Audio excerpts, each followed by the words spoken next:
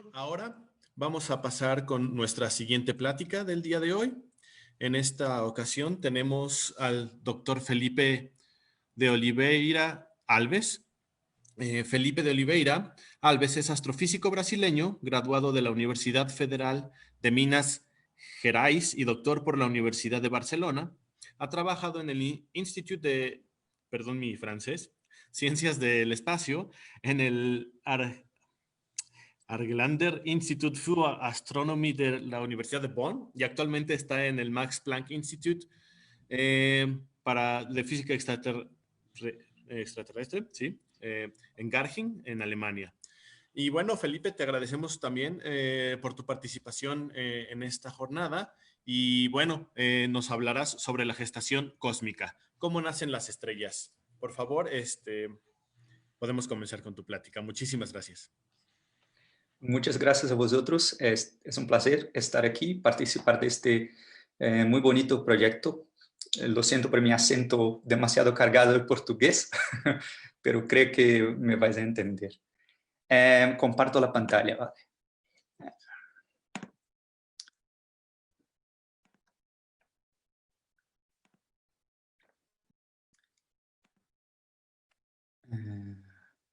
¿Podéis verlo bien? Sí, se ve perfecto. Perfecto. Muy bien. Pues muchas gracias otra vez. Me llamo Felipe. Os voy a hablar un poquito de cómo nacen las estrellas, que es el tema de mi investigación como astrofísico aquí en el Instituto Max Planck para Física Extraterrestre. Pero para empezar, tenemos que definir qué es una estrella. Pues, ¿qué es una estrella? Una estrella es una esfera de gas muy, muy caliente y que tiene luz propia. Esta luz se debe a la energía que se produce en el interior de las estrellas.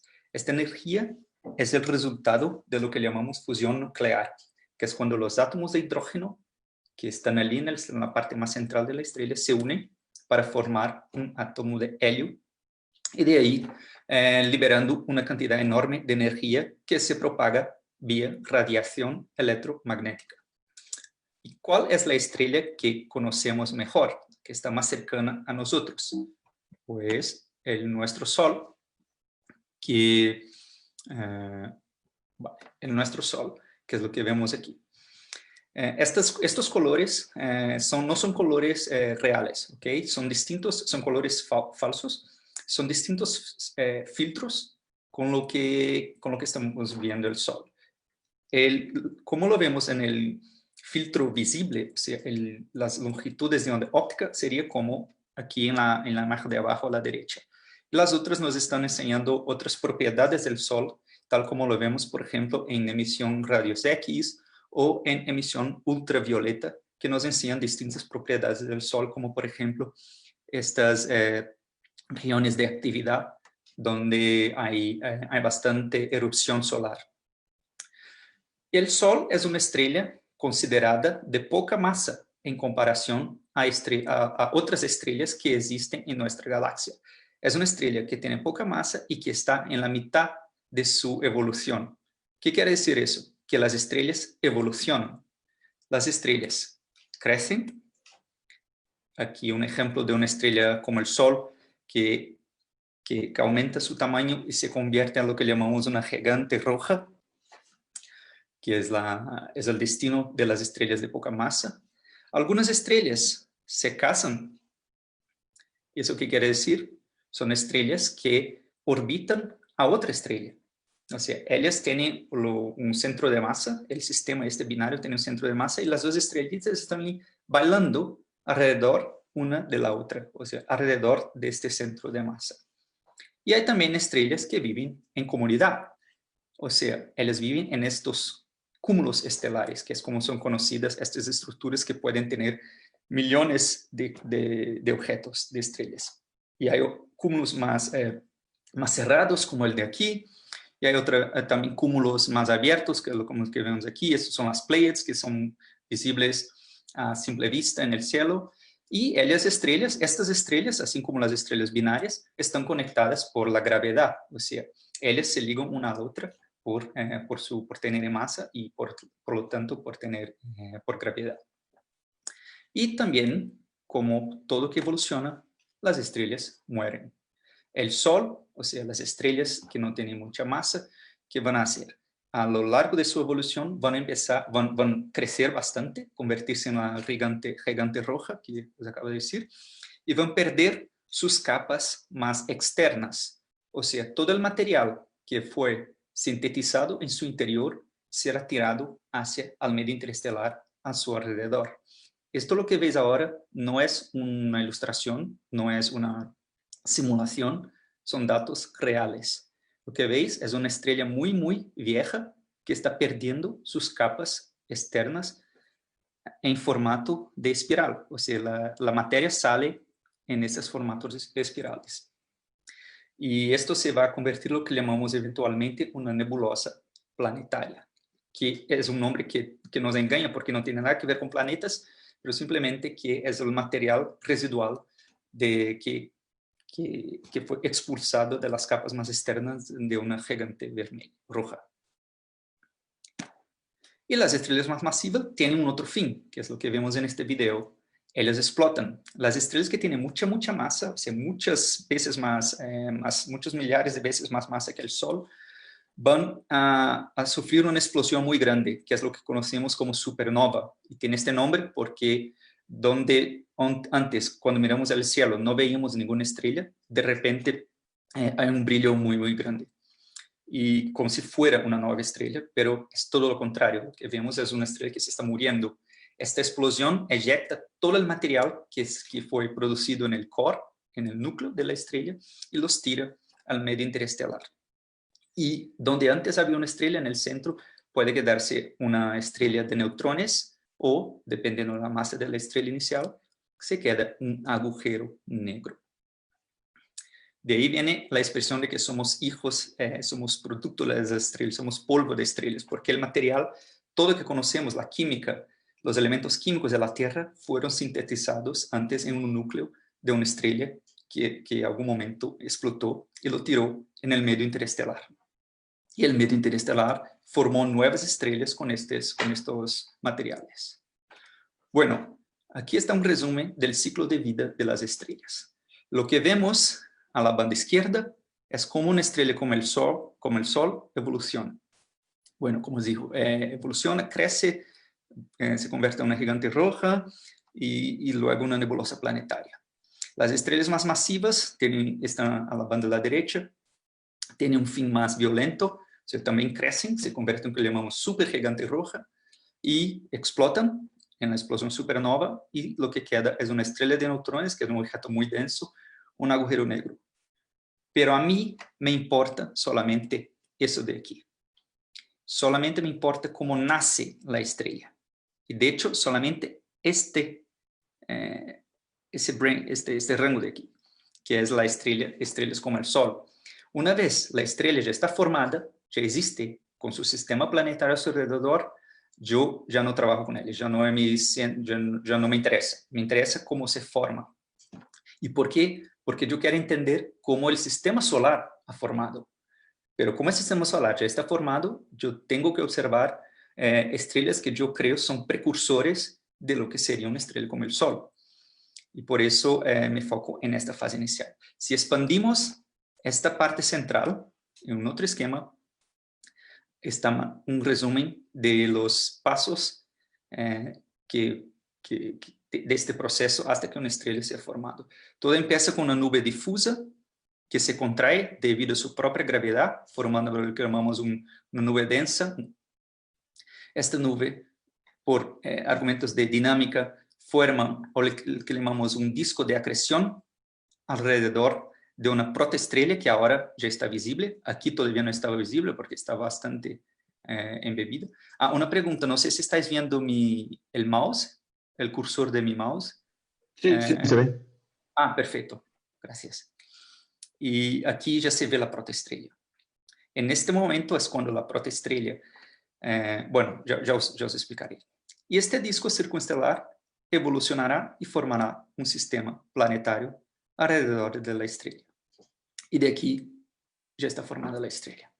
Lo que voy a enseñaros ahora es un poco más detalle que pasa en cada uno de estos pasos. ¿Cómo se forman las estrellas? Aquí está un esquema, una ilustración de estos pasos que os acabo de decir, pero un poco más técnico. El primer paso, lo que vemos aquí a la banda de la izquierda, llamamos núcleo preestelar. O sea, esta es una parte de una nube interestelar que ha quedado muy densa. Quizá porque hay alguna onda de choque ha pasado por allí o una perturbación, pero produjo una región muy densa. Y por ser muy densa, esta región que está llena de gas molecular y polvo interestelar, tiene bastante masa. O sea, por tener bastante masa, ella empieza a contraer debido a su propia gravedad. O sea, la parte más interna va quedando más densa, las capas más externas se van cayendo, la energía gravitacional se va liberando, pero llega un momento que la cosa es tan densa que la energía no escapa más. O sea, la opacidad es muy grande. Y lo que queda en el centro es una zona muy, muy caliente. Esta zona muy caliente va a permitir que la fusión nuclear empiece. O sea, los hidrógenos empiecen a se producir, a colisionar y formar átomos de helio. Y ahí es cuando vamos a la próxima fase. Ya empezó el proceso de fusión nuclear y ya existe una protoestrella en el centro. Pero todavía no la vemos porque hay demasiado polvo y gas a su alrededor. Es una región muy densa. La estrella no se ve todavía, la protoestrella. Voy a empezar a decir protoestrella para que nos acostumbremos con ese término. O sea, la protoestrella sigue comiendo, alimentándose de la nube a su alrededor, pero esa nube cuando cae forma lo que llamamos un disco circunestelar alrededor de la protoestrella, que sería la región en naranja. Ese disco sería como un proceso de transición entre la nube que cae y la estrellita en el centro. Ella sería como si fuera el motor que trae el material desde la nube hacia el centro. Pero el material que cae hacia la protoestrella tiene demasiada velocidad y como todo esto está girando, que es algo que me había olvidado deciros, está girando, hay demasiada velocidad y acaban expulsados. Y esta expulsión producen estos chorros que vemos en azul, lanzados en las dos direcciones del disco circunstelar. Estos chorros son cruciales para que el sistema se mantenga estable. Y con eso quiero decir que el disco circunstelar no puede disiparse. Y eso solo es permitido cuando estos chorros moleculares, estos chorros de materia son eyectados en las dos direcciones. Bueno, seguimos la evolución, los chorros son un poco más intensos y la nube inicial, la nube madre, ya no es tan densa porque ya prácticamente ha acretado hacia el disco. Aquí es todavía menos densa, solo hay ahora un chorro que no es tan intenso. El disco ya es bastante más prominente, el disco circunstelar, y la nube, la envoltura, ya es bastante difusa, ya es bastante tenue, no la vemos bien. Hasta que un punto que ya no hay chorros, solo hay un disco circunstelar, que voy a hablar de eso, donde se formarán planetas, o sea, protoplanetas, y luego se convertirán en un sistema planetario. Aquí están las unidades AU, o sea, una unidad astronómica, para que tengáis idea de las dimensiones, del tamaño de cada proceso. Una unidad astronómica es la distancia Sol-Tierra y equivale a 150 mil millones de kilómetros. Bueno, a ver, esto es la galaxia, es una galaxia espiral que se parece muchísimo a la nuestra Vía Láctea. Y aquí la estamos viendo desde arriba, bueno, o desde abajo, ¿no? Es una imagen muy bonita. Pero ¿qué pasa cuando la vemos desde el lado, desde banda? Así la vemos. Y esta es una imagen real.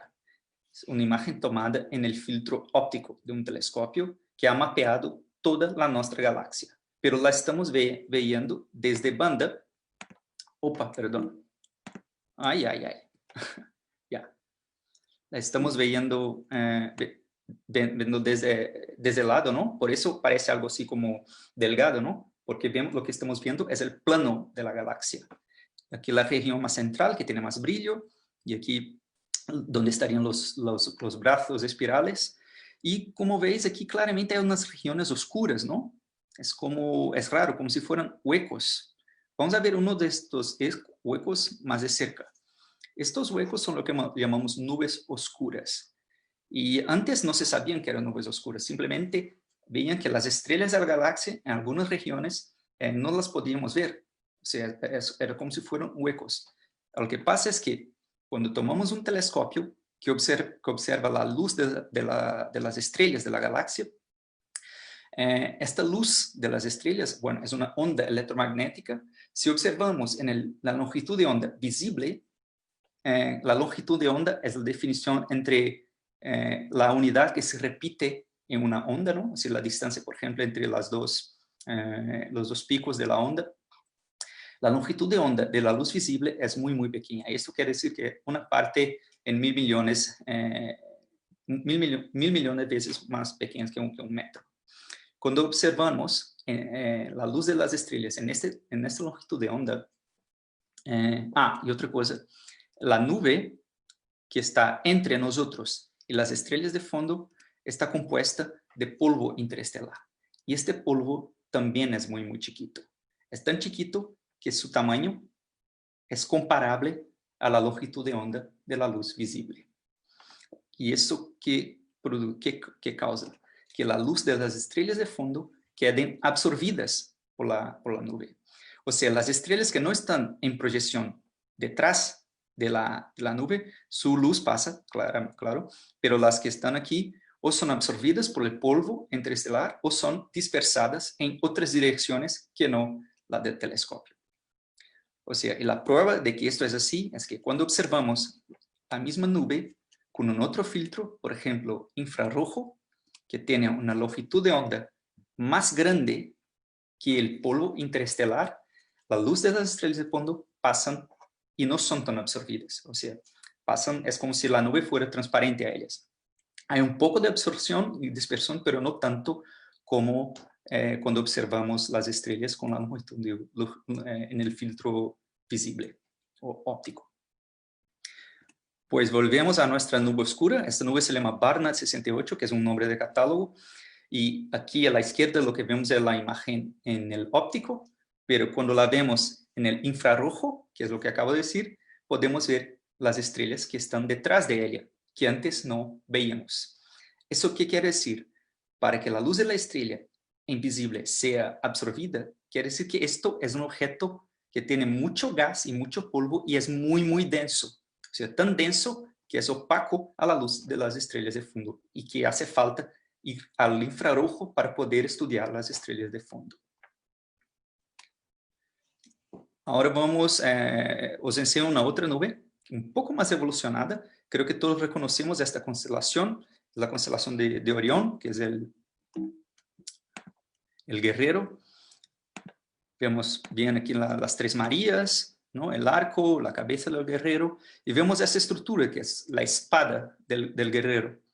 Cuando hacemos un zoom de la espada, con mejor calidad, ¿no? Con mejor resolución, veamos lo que la verdad es una nube llena de estrellas jóvenes. Lo que veis aquí es una imagen real, no es simulación ni nada, de lo que llamamos una cuna de estrellas jóvenes, o más técnicamente una región de formación estelar. O sea, esta nube, que en algún momento era muy densa y oscura, ya tienen estrellas jóvenes en su estructura que están iluminando el gas.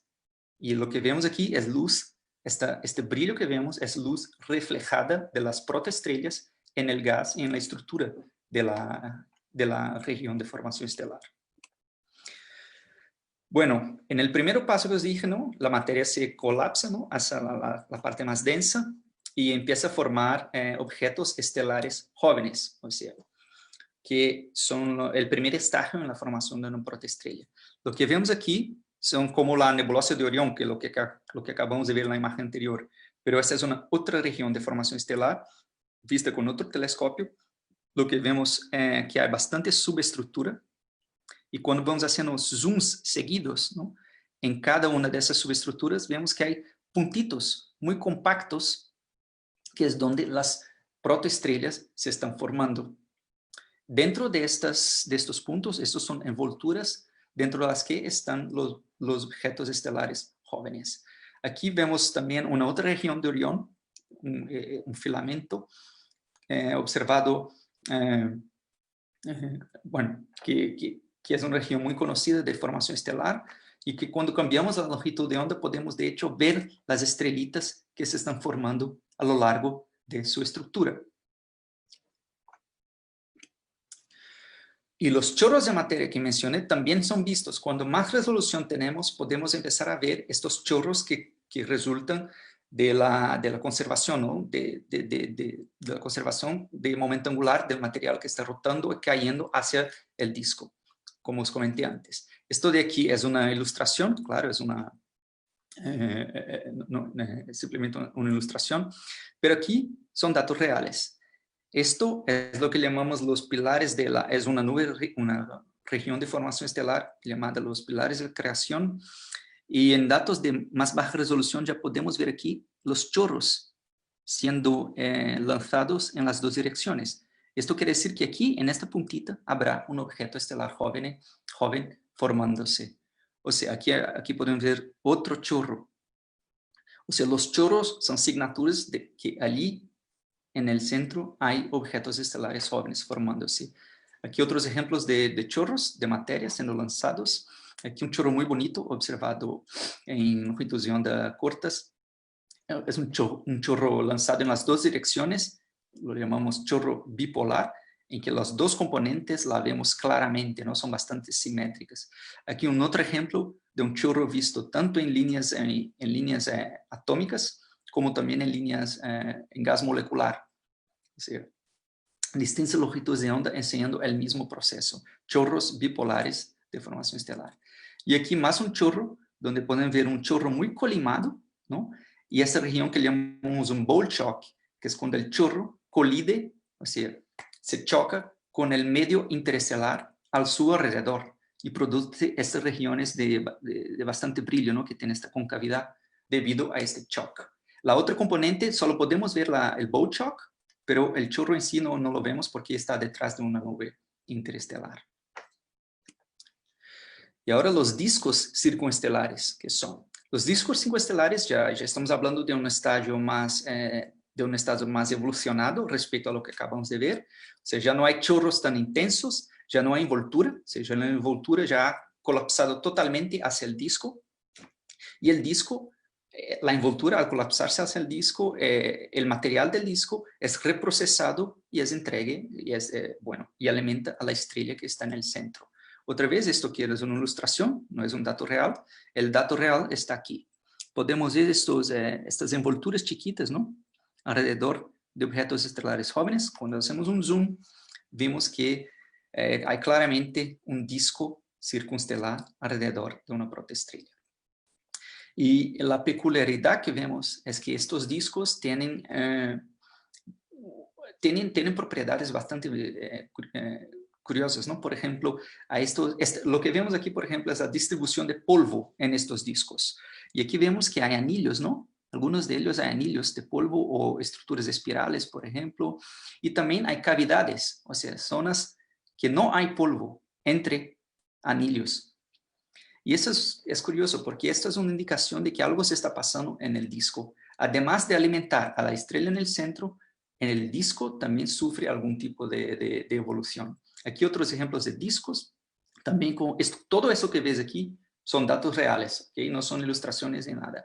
Y estas cavidades, este formato de cavidad y anillos, parece que es algo que se ve en bastantes discos, algo cada vez más común en las observaciones. Ahora, si vamos a la parte más central del disco, lo que vemos es, bueno, todo esto son ilustraciones, no son datos, cómo la estrella se alimenta de la región del disco que está más cerca de ella. O sea, lo que vemos aquí son líneas de campo magnético que sirven para hacer que la acreción del disco es como si fuera una línea de tren, ¿no? Para que la materia caiga hacia la estrella en el centro, ella tiene que pasar por estas líneas de campo magnético. Por propiedades del electromagnetismo, la materia está como acoplada en esas líneas de campo magnético y son forzadas a andar por ellas hasta caer en la estrella.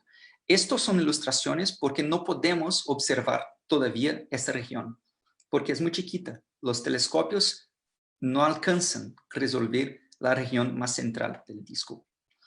Y esto, lo que se sabe de eso, se obtuvo por observaciones indirectas. Por ejemplo, observación de líneas espectrales, atómicas, que nos informan las propiedades químicas o la cinemática de esa parte más central, pero imageamiento todavía no existe. Simplemente modelos como lo que veíamos aquí, ¿no? El disco cae hacia la protoestrella vía las líneas de campo magnético y de hecho produce un pequeño jet de plasma perpendicular al disco, que es como vemos aquí. Bueno, volviendo al disco, ahora la parte más externa otra vez, vamos a ver este vídeo que nos enseña una cosa muy interesante. Este es un disco circunestelar, ¿no? Girando alrededor de su protoestrelita, que está en el centro. Vamos a hacer un zoom. Y lo que vemos en este zoom, que el disco no solamente está alimentando la estrella, pero cerca de la protoestrella se ve una cavidad que se produce debido a un planeta. ¿Veis allí el planeta girando alrededor de la estrella? O sea, las cavidades que vimos antes nada más son que una señal de que hay un planeta formándose. O sea, el planeta va alimentándose del gas y del polvo en su órbita, y por eso él va creciendo, ¿no? Va quedando así gordito, y lo que pasa es que queda una región, una cavidad en su órbita, o sea, una zona que no hay polvo, porque el polvo ya está todo acretado en el planeta. Es lo que vemos aquí, ¿no? Por ejemplo, aquí también vemos cavidades. Otras señales de formación planetaria son estas estructuras espirales, como hemos visto en el vídeo, que también resultan de la acreción de un planeta que se está formando en el disco. Y aquí, de hecho, podemos ver el planeta directamente dentro de la cavidad. Hay distintos modelos para explicar la formación de planetas. Lo que os acabo de decir es el modelo más aceptado, que debido a la fragmentación del disco, el disco tiene masa también, ¿no? Tiene bastante masa, y por eso sus componentes empiezan a aglomerarse, a coagular y a formar partículas cada vez más grandes que eventualmente formarán planetas. Y aquí, perdona, un typo.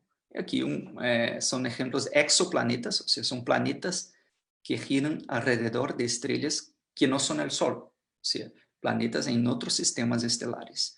Aquí os muestro rápidamente, porque en estos son solo ejemplos aquí de un planeta alrededor de una estrella mucho más joven que el Sol, y aquí una estrella que tiene las mismas propiedades del Sol, donde hay dos planetas gigantes orbitándolo. Estas imágenes fueron tomadas con el Very Large Telescope. Son telescopios ópticos que están en Chile y tienen 8 metros de diámetro. Esto es solo para ilustrar que luego, el estágio final, ya podemos ver planetas girando alrededor de la estrella como en nuestro propio sistema solar.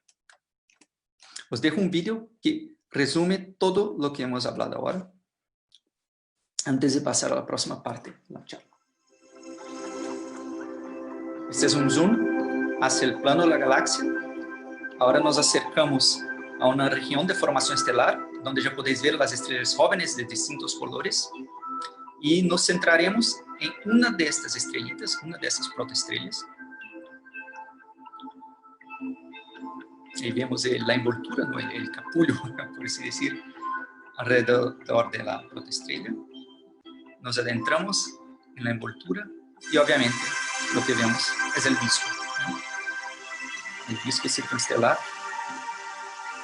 alrededor de la protoestrella, y vamos a ver qué ocurre dentro del disco.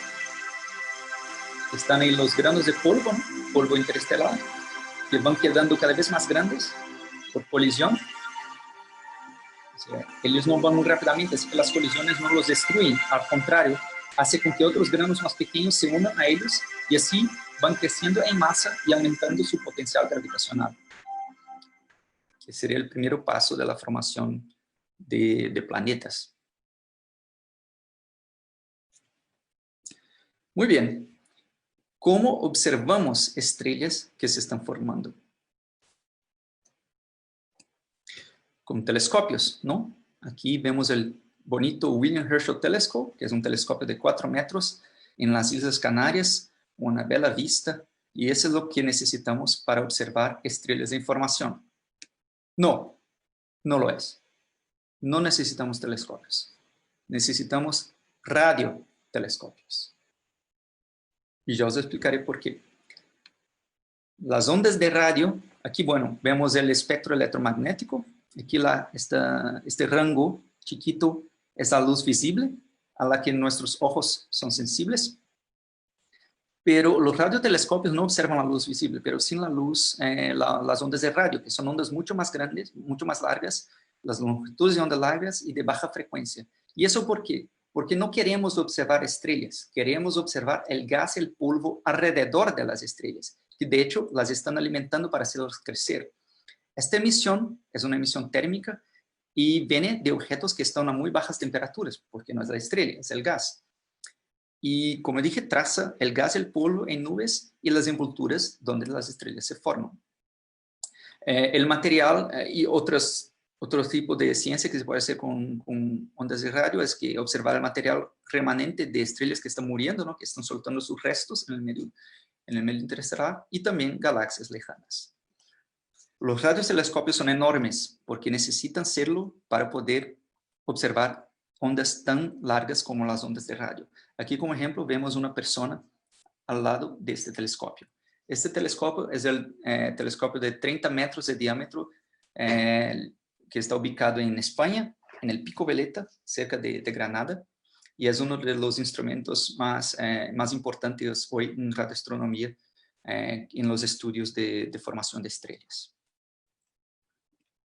Volvemos a nuestra nube oscura, ¿no? A Barna 59. Ahora estamos viendo esta imagen, es la luz visible, ¿no? Vemos las estrellas de fondo que están absorbidas por la luz, por el gas y el polvo de la nube. Con el radio lo que observamos es la nube, no las estrellas, es la contraparte. O sea, ahora vemos la emisión térmica de todo el material que está en la nube.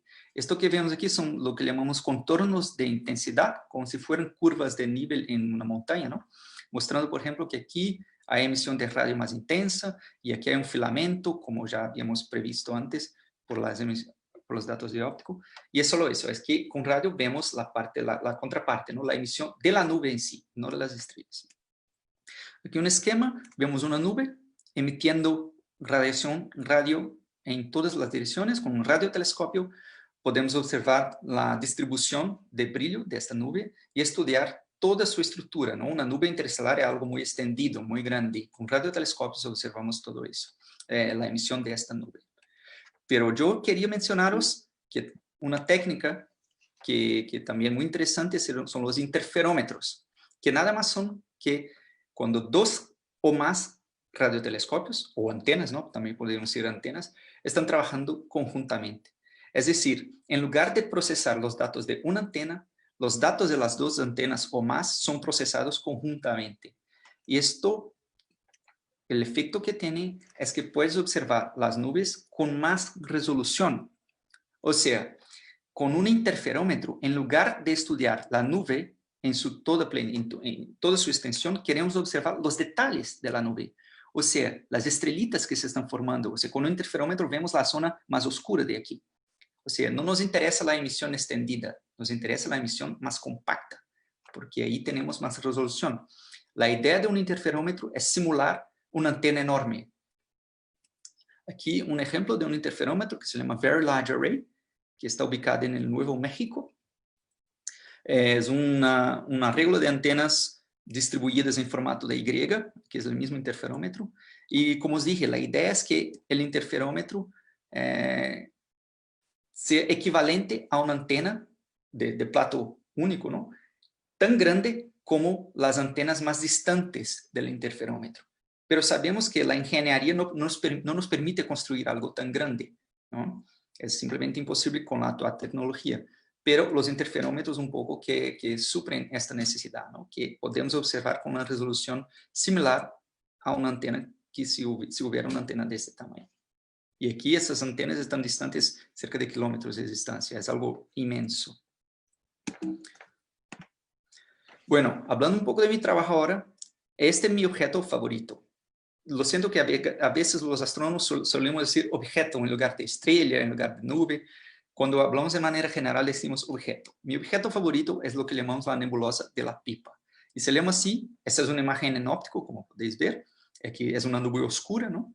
Aquí es el tubo de la pipa, aquí la otra parte, ¿no? La otra punta de la pipa y el humo que sale de la pipa. Es una nube oscura con una distancia de 530 años luces, lo que es considerado la vecindad solar, y tiene una baja tasa de formación de estrellas, pese su alta masa.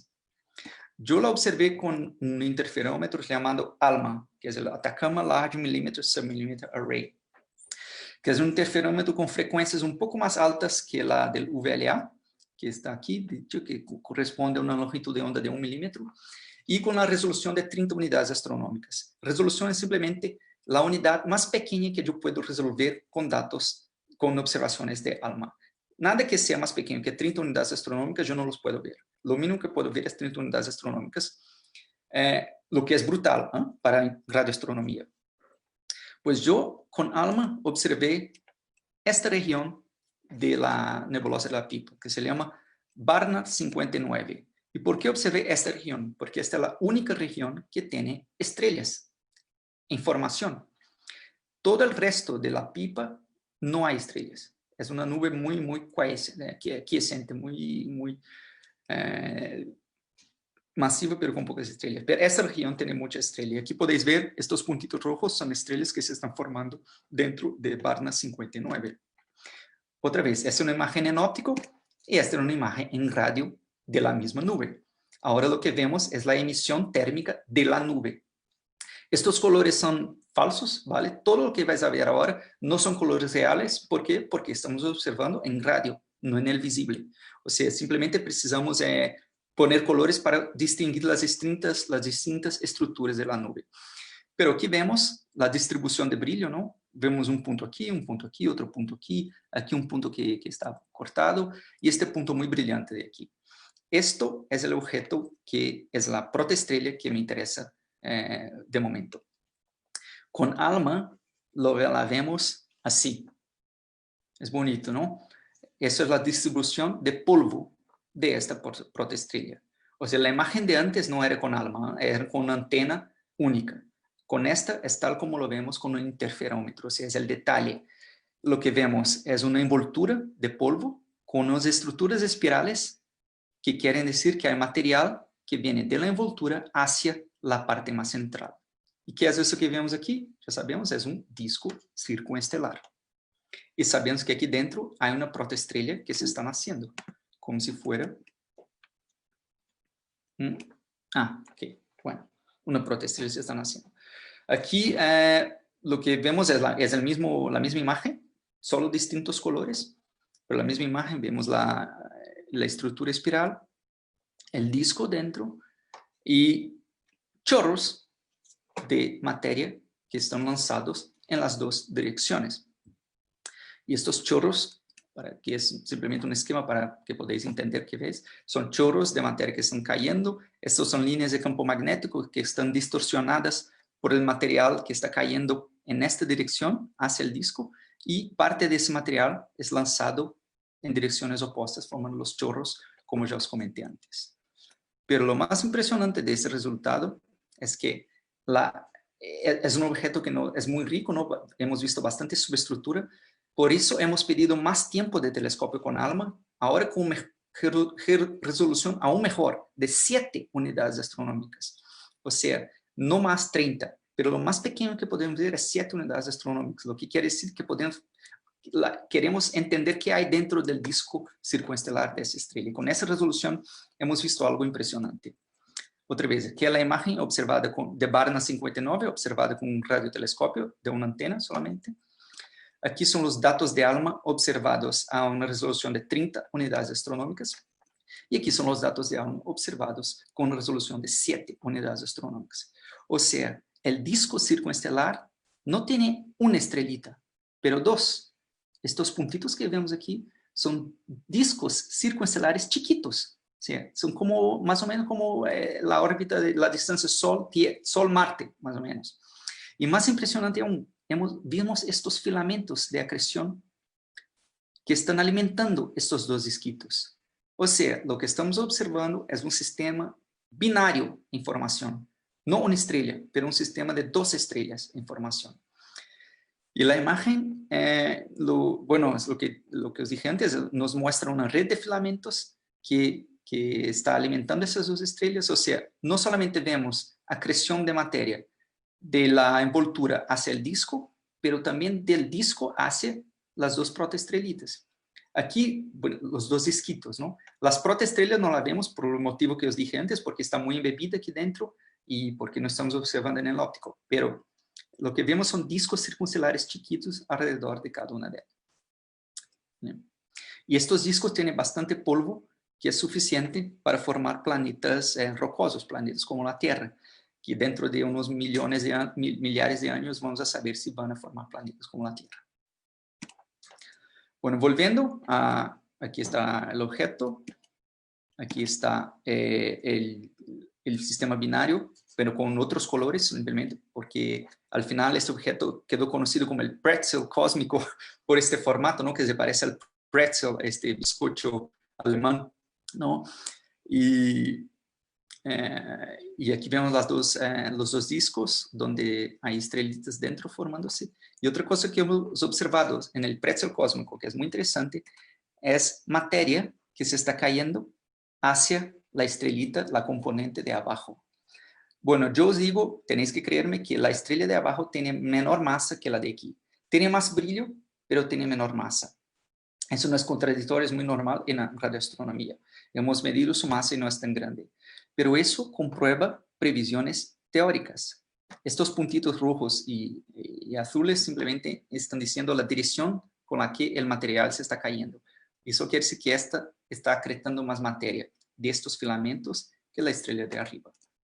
Y esto es consistente con simulaciones. Lo que vemos aquí son simulaciones, o sea, modelos que pueden ser numéricos o analíticos, que prevén formación de estrellas binarias. Y estos modelos siempre prevén que la estrella menos masiva, o sea, que tiene menos masa, tiene más hambre. O sea, porque como él está girando alrededor de la estrella más masiva, ella va comiendo, alimentándose del material del disco y va creciendo hasta que las 2 estrellas tengan la misma masa. Y ahí el sistema está estable y ya no acreta más materia. Bueno, para decirles jóvenes, como alimentándose de disco circunestelar que forman sistemas planetarios.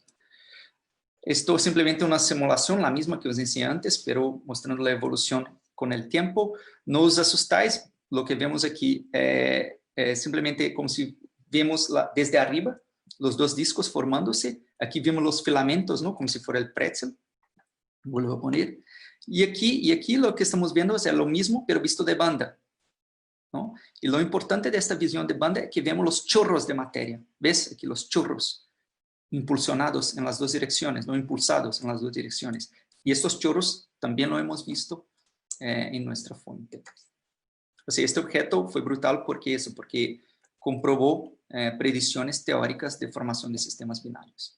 Para acabar, os enseño el último objeto que he estado estudiando, que está publicado hace poco tiempo, que volvamos a Barna 59, ¿os acordáis? Aquí está el pretzel, pero ahora yo con Alma, yo también pedí observaciones con Alma, le apunté a este objeto de aquí, que está un poco más aislado de los otros 2. Y lo que vi son esta estructura que es bastante peculiar, ¿no? Pero esto nada más es que un disco circunestelar visto de banda. O sea, es como si cogierais esto, giradlo y lo visteis de banda. O sea, estos puntos de aquí son las cavidades en polvo vistas desde banda. Y estos puntos de aquí es el anillo exterior de polvo, como si fuera este anillo de aquí. O sea, un esquema para ayudar a explicar, lo que vemos es un disco visto de banda, que es el anillo exterior, y la cavidad producida probablemente por un planeta. No lo hemos observado porque no tenemos sensitividad, pero tenemos otros indicios de que un planeta se está formando allí, además de la propia cavidad en polvo. O sea, una cavidad en polvo es una asignatura de que probablemente un planeta se está formando. Y más impresionante aún es que este disco está rodeado por filamentos de acreción enormes. Esto que ves, el disco está aquí, ¿no? Ves los contornos, pero estos filamentos que son como enormes, son como 2000 unidades astronómicas, están alimentando al disco. O sea, normalmente un disco que está formando estrellas ya está aislado, ya no tiene envoltura. O sea, solo está el disco y la estrella del planeta. Pero en este caso vemos que mientras el disco está formando estrella, el propio disco sigue formándose, sigue creciendo, sigue comiendo materia de su alrededor. O sea, lo que vemos es un caso simultáneo de formación de un disco, un planeta y una estrella en un mismo objeto. Y con eso dejo aquí el resumen que damos con estos mensajes. Bueno, estudiar formación de estrellas de baja masa es estudiar nuestro origen, ¿no? La historia cósmica del sistema solar, que nada más es que es el resultado de 1000 millones de años de evolución de una protoestrella y su disco circunestelar que luego evolucionó a formar un sistema planetario. Y que esto que acabamos de ver son lo que creemos que es el modelo más aceptable, o sea, que más está de acuerdo con las observaciones y que propone que todos los sistemas estelares de estrellas de baja masa, o sea, estrellas como la del Sol, tienen una formación parecida con esto. O sea, y esa es la idea de la radioastronomía, ¿no? Encontrar un patrón, una cosa que creemos que puede explicar una gran mayoría de objetos. Por ejemplo, estrellas de alta masa tienen un proceso de formación completamente distinto de esto que acabé de enseñaros. Pero de momento creo que es suficiente. Espero que hayáis gustado de la charla y os dejo aquí muchas gracias por vuestra atención. Felipe, muchísimas gracias por tu plática, súper interesante. Me resolviste muchas dudas que tenía. Tengo muchas preguntas, pero bueno, voy a dejar que los participantes participen y si me pueden apoyar, Estela, para empezar a dar la palabra en... Solo una pregunta, ¿dejo la preguntas. pantalla compartida o...? Como gustes, porque a lo mejor te piden que vayas a alguna slide. Perfecto, vale. No te preocupes. Si quieres, como quieras. Si quieres, Sí. cancélala Vale. y después la vuelves a abrir para que también te veamos. Perfecto. Bueno, comenzamos con las preguntas entonces. Le damos la palabra a David Díaz para que lea su pregunta. ¿Está por ahí David Díaz?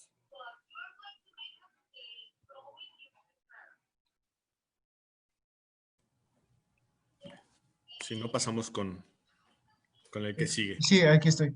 Sí, es que no me perfecto, dejaba David. quitarle. Ok. Bueno, mi pregunta, bueno, tengo dos preguntas. La primera es, ¿qué le sucede a la materia que sale disparada de los chorros de materia? Y la segunda creo que ya se respondió un poquito al final con lo de los sistemas binarios, ya que la pregunta era que cómo era que dos estrellas se casaban y se formaban, si se formaban al mismo tiempo en el mismo espacio o se formaban en un espacio y tiempo diferente y posteriormente se juntaban para poder orbitar.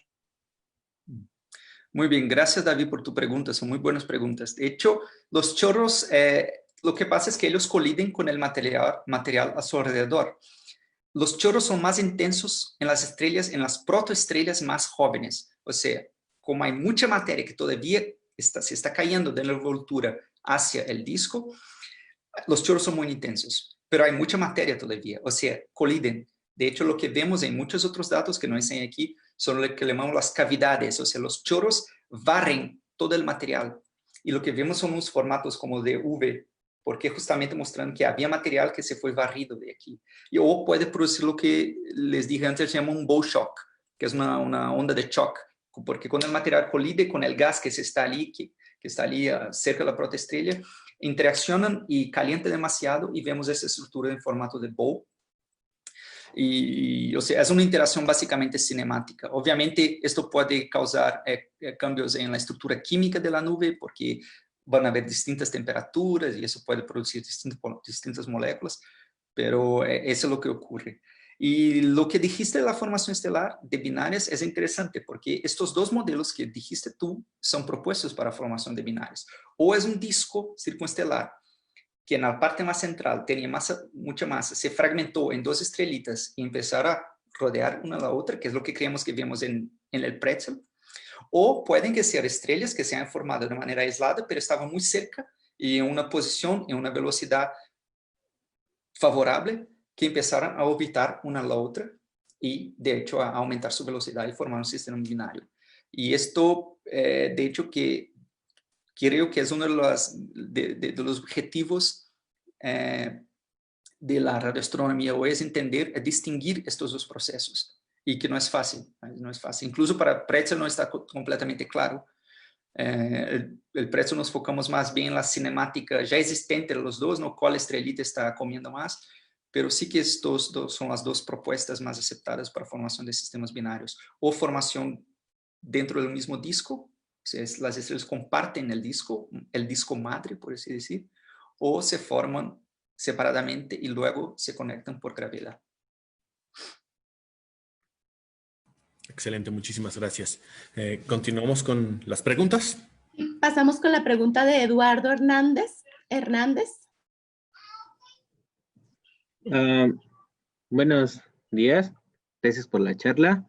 Mi pregunta es, la expulsión de chorros que nos ha dicho en la formación estelar, ¿cómo afecta la energía del sistema?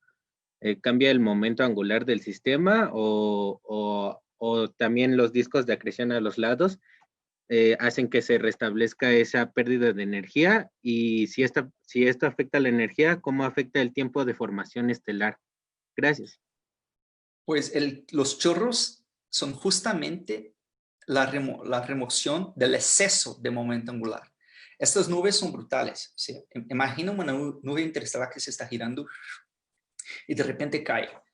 O sea, por argumentos de conservación de momento, esto jamás será estable porque va a caer y volverá a salir porque tiene demasiada velocidad y todo. Por eso los chorros son esenciales porque remueve este exceso de momento angular. Cuando mides el momento angular de una nube y lo comparas con el sistema solar, o sea, el sistema solar, el momento angular es 1000 veces más pequeño que de una nube interestelar. O sea, el momento angular tiene que salir de alguna manera. Los chorros son los responsables por eso. O sea, los chorros son los responsables por mantener la estabilidad del sistema y permitir que un disco circunestelar se forme. Y básicamente esto es lo que afecta. Si no hubieran chorros, no se formaría nunca un sistema estable, o sea, un sistema planetario alrededor de una protoestrella, y ni siquiera la protoestrella, porque no hay material que cae hacia ella. Muchísimas gracias. La siguiente pregunta y de aquí pasamos después a Facebook. Ok, tenemos la pregunta de Samantha Hernández Valdespino. ¿Podrías? Adelante. Sí, hola. Mi pregunta es sobre por qué el proyecto Starlink de Elon Musk interfiere en la captura de datos interestelares. Buena pregunta. Pues interfiere en dos maneras. Para la astronomía óptica, principalmente la astronomía que depende de surveys. Yo no sé cómo decir surveys en castellano, en español. Son de mapeo, ¿no? Sí, no son telescopios muy grandes, son telescopios chiquitos para observar las áreas más grandes del cielo, para observar la mayor cantidad posible de estrellas o de galaxias y hacer un estudio, por ejemplo, estadístico. Estos telescopios tienen campos de visión muy grandes. Y con eso los satélites pasan por allí y completamente destruyen su imagen, su calibración, la cantidad de cuentas y eso es malo, ¿no? Porque necesitas que los datos estén perfectos para hacer tus estudios. Y ya han ya han publicado ejemplos de imágenes que fueron completamente comprometidas por los satélites de Starlink, porque hay como un satélite a cada, no sé decirlo exactamente, pero hay muchos satélites por hora y es casi imposible no verlos.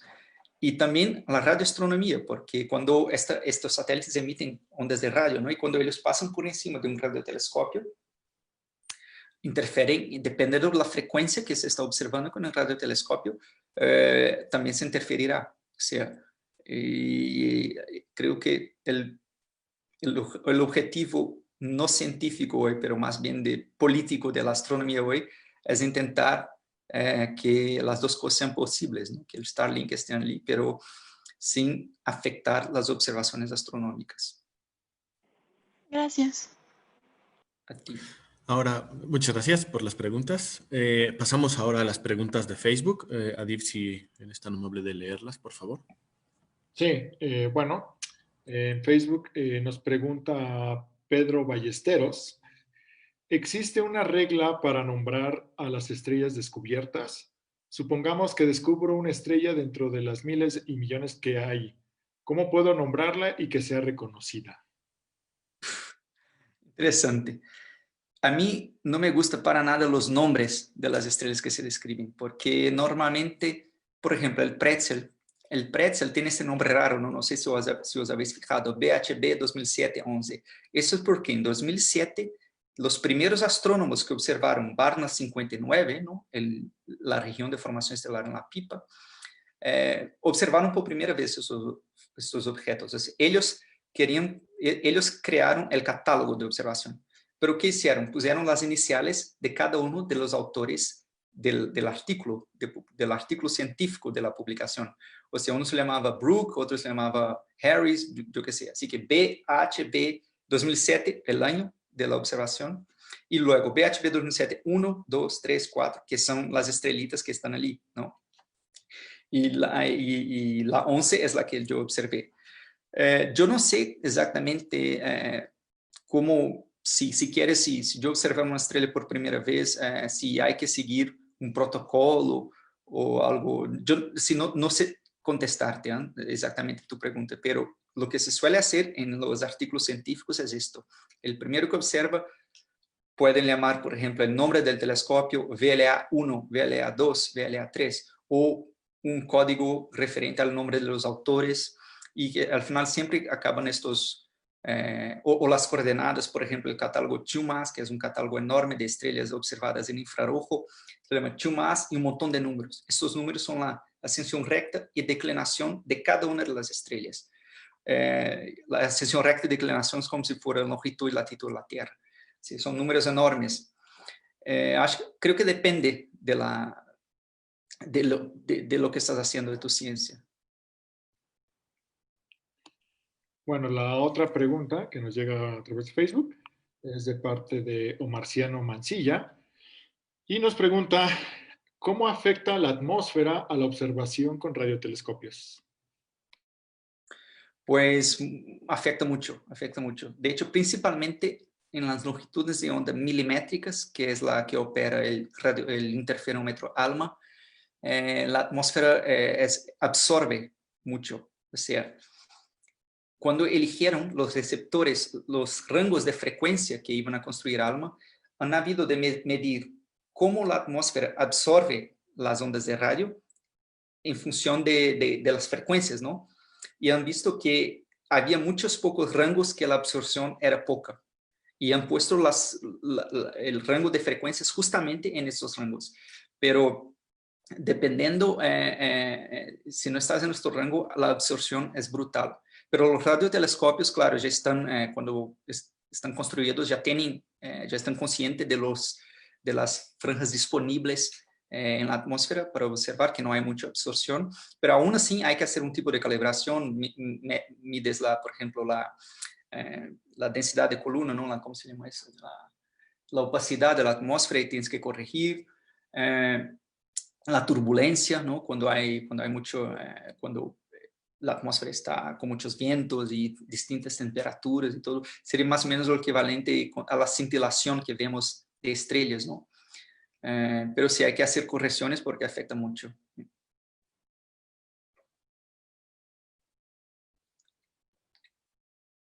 Muchas gracias. Pasamos a otras preguntas que tenemos en Zoom. Y vamos con Denise Cruz.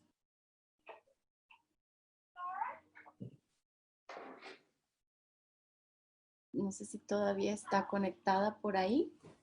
Sí, ahí la veo. Quizá tiene problemas con el micrófono. Tenemos que habilitárselo nosotros, ¿no? ¿Sí? Sí, Ahí le estoy pidiendo que se adelante, Denise. sí. Charla. Mis preguntas son, ¿cómo se estima la edad de las estrellas de nuestra vecindad estelar? ¿Y qué instrumentos son utilizados para hacer esta estimación? Y por último, ¿por qué el disco de acreción toma justamente la forma de disco? Muchas gracias. Gracias por la pregunta. Bueno, las estrellas, la edad de las protoestrellas, lo que utilizamos son observaciones a distintas longitudes de onda, a distintas frecuencias. Por ejemplo, cuando una estrella está muy joven, ¿no? Muy joven, todavía está formándose, tiene, como he dicho antes, tiene mucho polvo y gas alrededor, no la vemos en observaciones en óptico o infrarrojo, solamente en radio. Pero cuando la estrella ya evoluciona, ya no hay tanta envoltura, ya está el disco, y a lo mejor el disco está así, en lugar de estar así, o sea, podemos ver la estrella en el centro, pero o el disco está alrededor de la estrella y absorbe la luz de la estrella. Estas observaciones se ven mucho en infrarrojo, porque la luz de la estrella, de la protoestrella, dispersa y es reemitida en longitudes de onda infrarrojo, dispersa en el disco y es remitida en longitudes de onda infrarrojo. Y cuando la estrella nace, ya no hay nada a su alrededor, podemos verla en comprimento, en longitudes de onda de óptico. Con eso, ¿qué quiero decir? Cuando observas en óptico, infrarrojo cercano, infrarrojo mediano, infrarrojo lejano, radio, construyes la curva de distribución. A esta curva le llamamos curva de brillo, le llamamos spectral energy, distribución espectral de energía. ¿Qué quiere decir? Si es una estrella muy joven, el pico de la distribución espectral de energía será en longitudes de onda cortas, largas, o sea, en radio. Pero si la estrella ya empieza a salir, poner la cara afuera, esta distribución va a ser aplanando y empieza a haber más emisión en longitudes de onda de infrarrojo mediano. Y luego, cuando ya está bastante evolucionada, a punto de nacer, vemos una emisión brutal en infrarrojo cercano y el óptico. O sea, la edad de las estrellas se estima de modelos, simulaciones, para ajustar esta curva que llamamos distribución espectral de energía. Si necesitas observaciones en un rango de longitud de ondas muy grande, muy largo, muy ancho, y de ahí estimas la edad, si es muy joven, si es más evolucionada. Y la otra cosa que preguntabas es, ¿por qué se forma un disco? Bueno, imagínate si tú te tomas una pelota así como, no de fútbol, pero una pelota que puedes presionar y todo, y la giras muy rápidamente, vas a ver que va a aplanar, ¿no? Sí, y eso es simplemente argumentos de conservación de momento angular. El material se mueve más a lo largo de la dirección, paralelo al eje de rotación del objeto, más que perpendicular a ello. Y debido a la gravedad, o sea, la gravedad en este caso sería la fuerza centrípeta, no sé si ya la habéis estudiado eso, por argumentos de conservación hace con que el material que se está cayendo y girando se concentre en una región, un disco, ¿no? Una región allanada alrededor de la protoestrella.